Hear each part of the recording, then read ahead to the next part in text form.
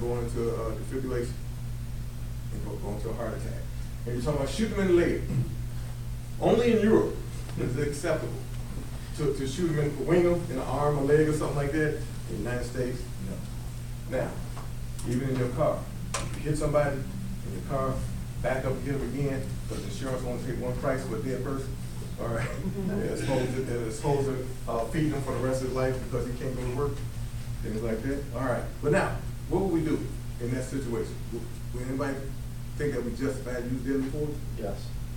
Yes, ma'am. Oh, I was just gonna say that they didn't fire a warning shot. Oh, no warning shot. No. Because you know that bullet goes up. Comes down. Comes out just as fast. Now, the thing is that every New Year's Eve, when everybody get out there and start shooting, you know how many people get bullets a mile away from that where that geographic area where that shot was fired? A mile later, a mile far away, somebody get that bullet in their house. So yeah, we don't fire a warning shot. You should fire at your intended target. But you always have to be conscious of the target beyond the target too. All right, and that's what we're gonna cover on the last day. We're gonna cover a lot of that, and you get a chance to actually experience it to see what that feels like. Well, two of them had guns, so somebody should have been using. But in the video, they don't necessarily show exactly how close that guy is to the officer.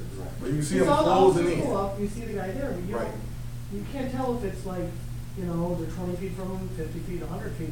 You can't really tell, so They how look can you close. say whether if it's, you know, justified or not? As you said, across the street, it wouldn't be. Right. But Well, they pulled up in the same lot that he was in. But if you assume that the camera is the officer, Right. he was at. Right. Okay. Right, he pulled up in the same lot that where the guy was Was at. that an axe or? Well, then, yeah. It was a big axe. Yeah. Yeah. Right. Then Sure. yeah. Yeah.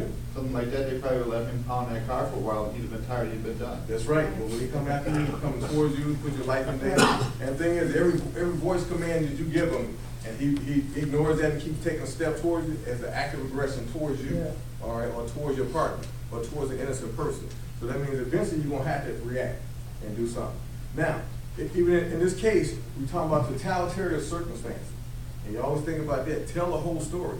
Because if you're only 10 feet away, always include that in your report. Now, think about this.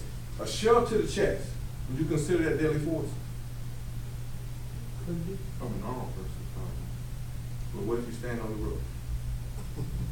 Yeah. What if 4 months ago, Yep. you were Or covering no, heart you surgery, go over. and you have Then encountered somebody in your yard? or they tell them you push them off the roof.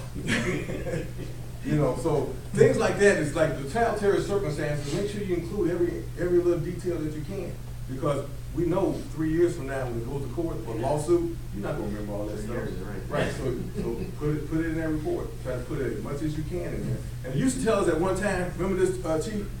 Just be brief. So the thing is, it'd be a whole 4 people laying out on the ground, and you write a quick brief report. 4 people laying on the ground, but you leave out the detail, what the weather was like. Things like that. They want to know all that because they want to ask you that 3 years later. And then you can't remember it. Put all that in the report. A good lawyer will pick that part. Yep. Yes, they do. All right, we'll go to the number. I think I remember.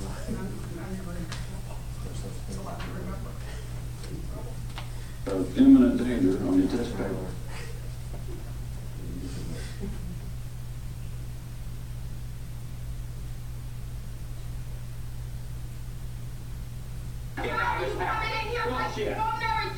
You think Living at 1041 and 971 East Pine Ridge. There's residents at 971 East Pine Ridge. Neighbors reporting it's loud and sound.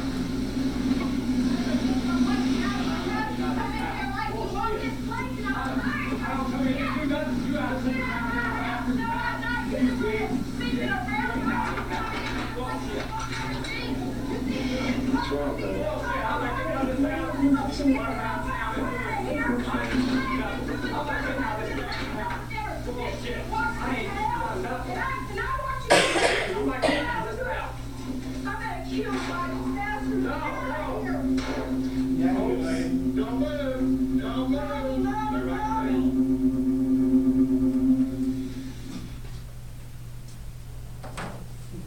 What would we do?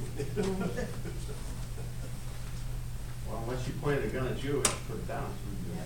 All right. She was looking for that weapon. We should turn the gun on the police officer, that'd be good.